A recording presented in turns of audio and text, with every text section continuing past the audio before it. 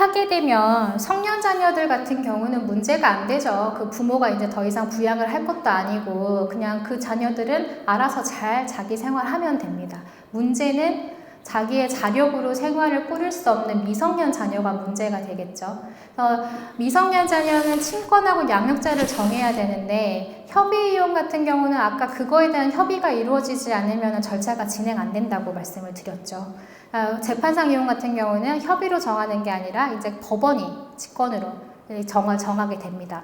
그럼 친권하고 양육권이 뭐냐라는 그 개념을 먼저 아셔야 되는데, 친권이란 말은 말 그대로 부모가 미성년 자녀를 보호하고 교양할 권리, 의무, 총체입니다. 그러니까 권위라는 말을 써서 사실 막 권리 이렇게 생각이 드실 수 있는데, 제가 생각하는 친권은 권리라기보다는 저는 의무라고 생각합니다. 미성년 자녀를 부모가 잘 교화하고 양육해야 될 의무라고 생각하는데, 어찌됐건 자의 신분에 관한 사항, 그리고 재산관리권, 그리고 제일 중요한 거죠. 법률행위 대리, 동의, 취소권, 이거를 할 수 있는 사람이 친권자입니다.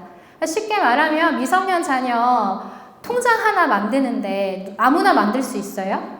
못 만들죠. 그리고 미성년 자녀가 본인이 혼자 가가지고 저 통장 좀 만들어주세요. 그러면 은행에서 만들어주나요? 안 만들어주죠. 법정 대리인 오라고 하죠. 그 법정 대리인이 친권자입니다. 네. 그러니까 애가 만 19세가 되면 이제 친권이란 개념이 있어요? 없어요? 없죠. 성년이 됐으니까. 미성년자일 때 부모한테 있는 권리와 의무를 친권이라고 하거든요. 그래서 이 친권은 일부 정지도 할 수 있어요. 그리고 아까 같은 가정폭력이나 아동학대 사유가 있으면 상실 청구를 할 수도 있습니다. 중요한 거는 친권자는 부모만 가능하거든요. 그러니까 제3자가 친권자가 될 수는 없어요. 그러니까 부모가 모두 안 계시거나 아니면 부모가 모두 아동학대 가해자라든가 이런 친권을 행사할 수 없는 상황이다. 상실이 된 상태다. 그럴 경우에는 뭐가 게시돼야 되냐면 후견. 미성년 후견이 게시가 되어야지 됩니다.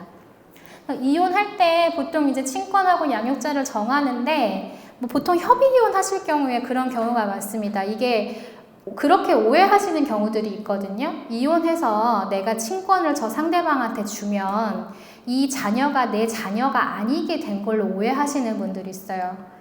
그러니까 예전에는 가족관계 등록제도가 아니라 호적이었잖아요. 그러니까 남자가 이렇게 있고 나는 태어날 때 우리 아버지 밑에 붙어 있다가 결혼하면 혼인신고하면서 내 남편한테 붙어 있다가 이혼하면 또 나만 빠져나오잖아요. 내 자식들은 계속 거기 있고. 그래서 뭐 친권, 양육권 막 이런 걸 얘기하실 때 더 이상 내 자녀가 아니라고 생각하시는 그런 분들이 있는데, 이혼하시고 나서 가족관계 증명서 떼면은 변동이 없습니다. 아무 변동이 없습니다. 그냥 내 자녀 그대로 기재돼 있고, 자녀의 가족관계 증명서를 떼도 부모란이 그대로 생부가 그대로 기재돼 있고, 부모가 이혼을 했는지 어쨌는지 표시되지도 않습니다. 네, 그래서 변동이 없기 때문에 친권은 그런 개념입니다. 그리고 이제 양육권은 이 자를 양육하는 데 필요한 권리를 말하는 거거든요.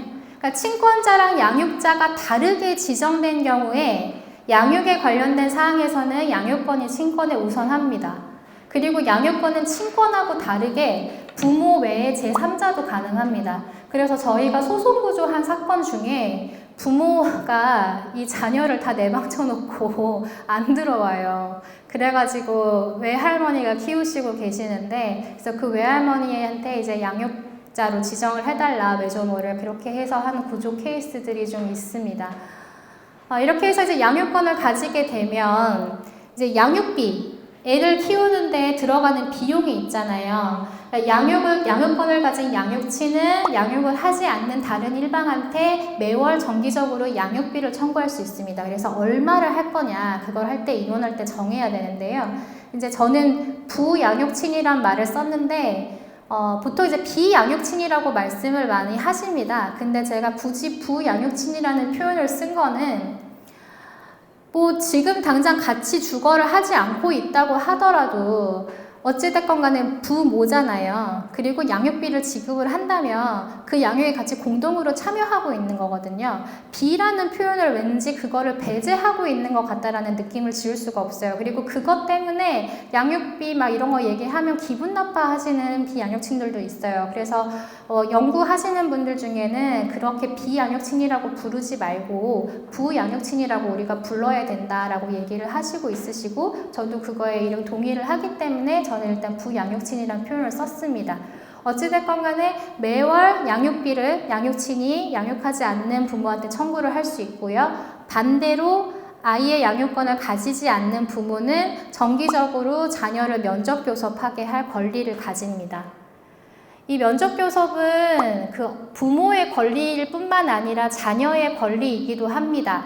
그런데 그 면접교섭을 할 때 자를 해치는 경우들이 있어요. 예컨대 엄마가 양육자고 아버지가 부양육친입니다. 그래서 면접교섭을 하는데 키우는 엄마에 대한 욕을 막 지속적으로 해요.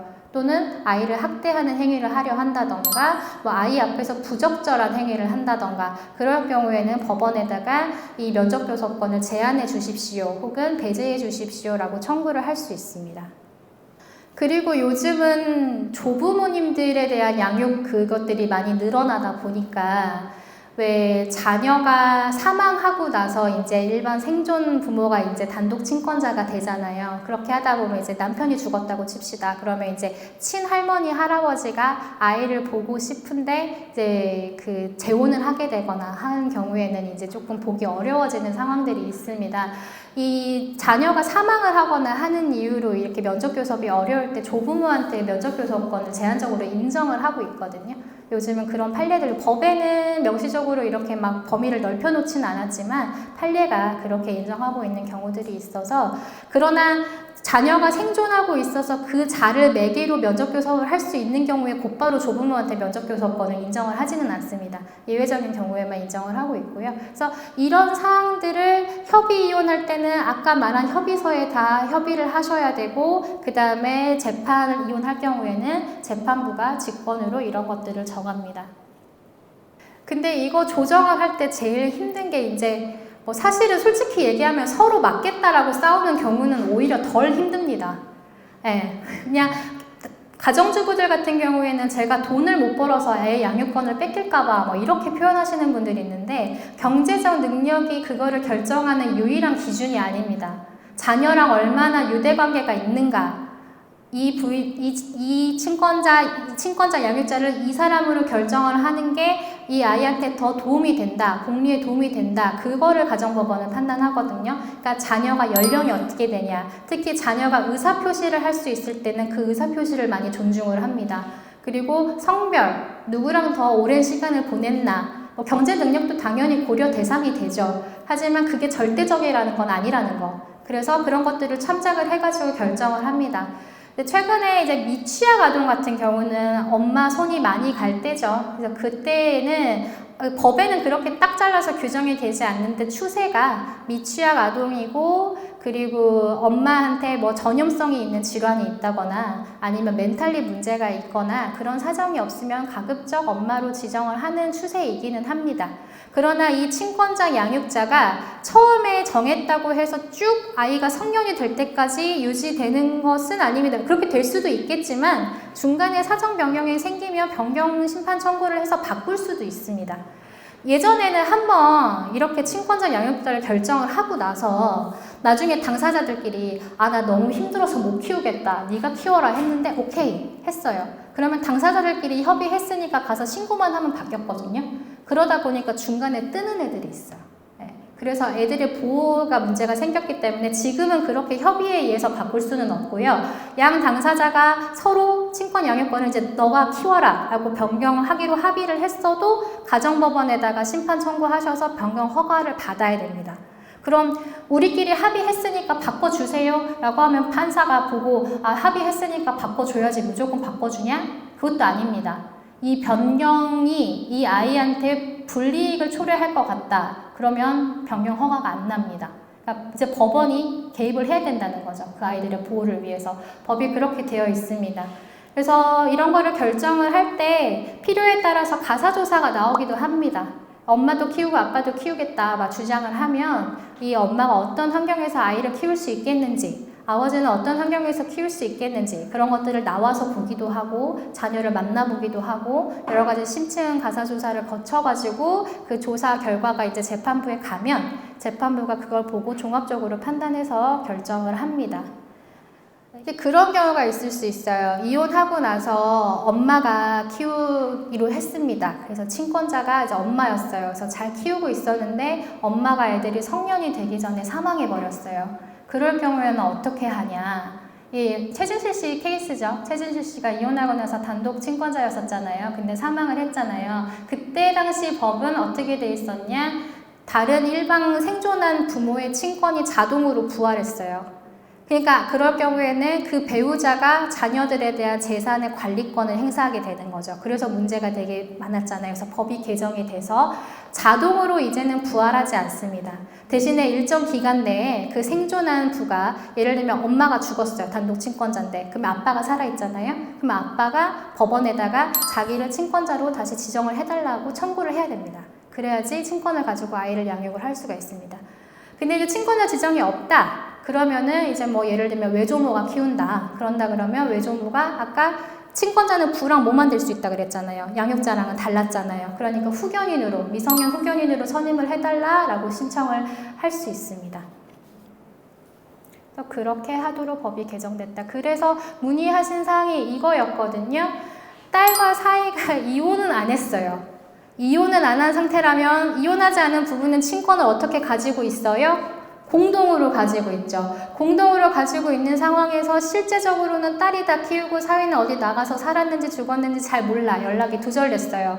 근데 딸이 키우다가 사망해버렸어. 그래가지고 외조모가 지금 양육을 하고 있습니다. 그럼 이 예조모가 아이 학교 보내는 때 그런 친권에 준하는 그런 권리를 행사하기 위해서는 어떻게 해야 되냐?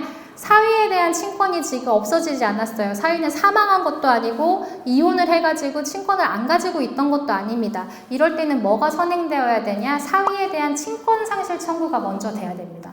그래서 친권이 생실된 다음에 이제 외조모가 자기를 미성년 후견인으로 선임을 해주세요 라고 해가지고 할 수 있습니다.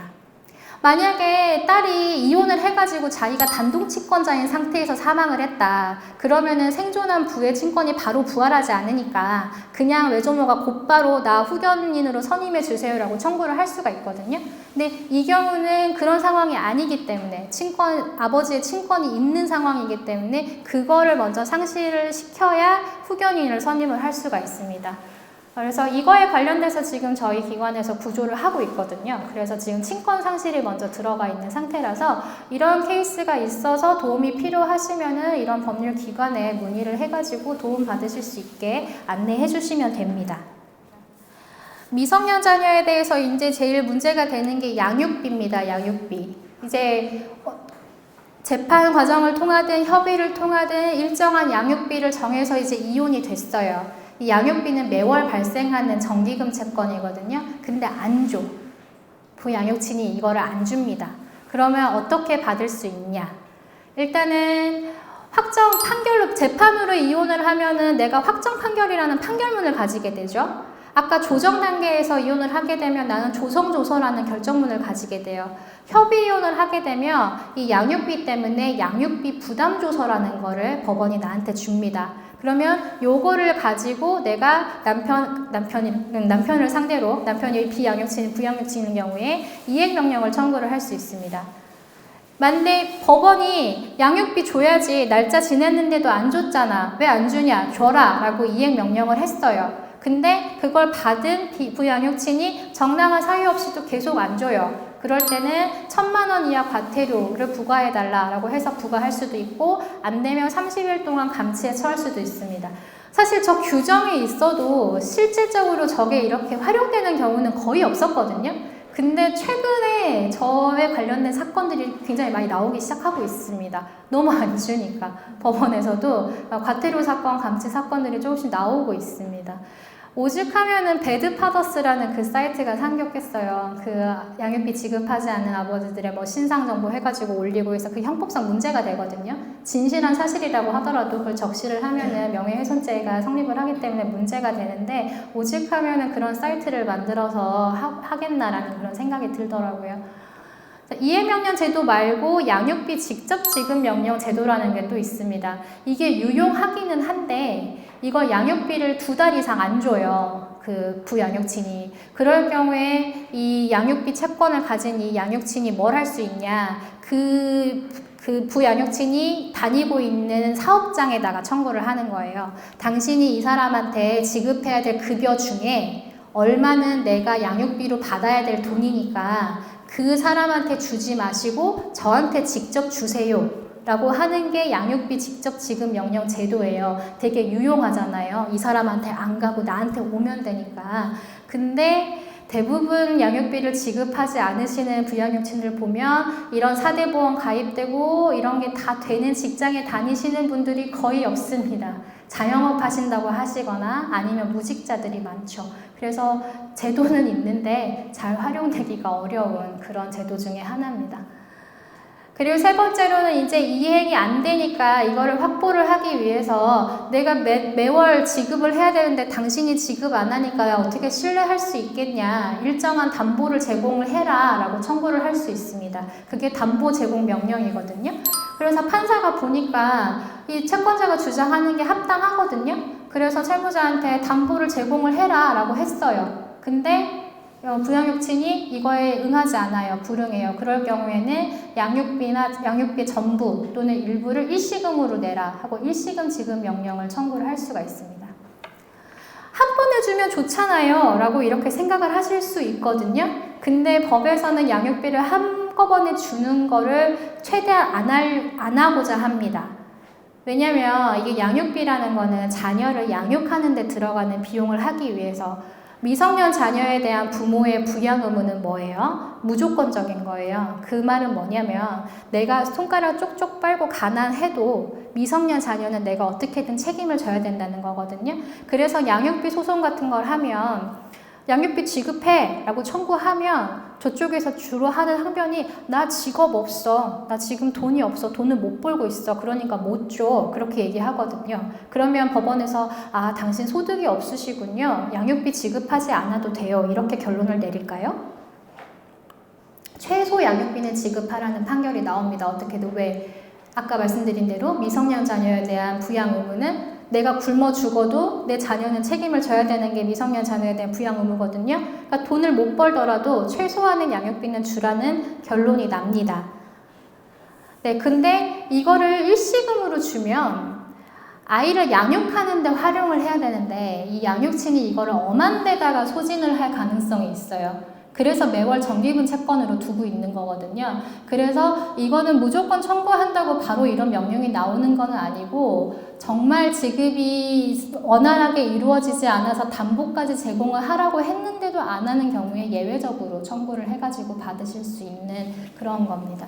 그래서 그런 제도들이 있다는 거 알아두시면 되고요.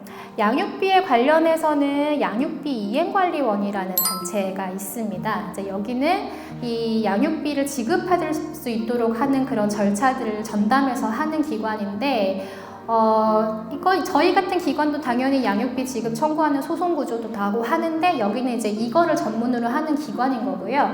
여기서 하나 알아두실 게 뭐냐면 한시적 양육비 긴급 지원이라는 게 있어요. 그러니까 저 양육친이 지금 양육비를 지급하고 있지 않아. 그 부양육친이. 근데 양육친의 상태가 지금 당장 양육비가 없으면 이 아이 키우는데 엄청나게 지장이 있는 상황이에요. 그 요건들이 여기에 정해져 있어요. 그래서 그거를 모두 만족시키면 자녀 1인당 20만 원씩 한시적으로 양육비를 지급을 해줘요.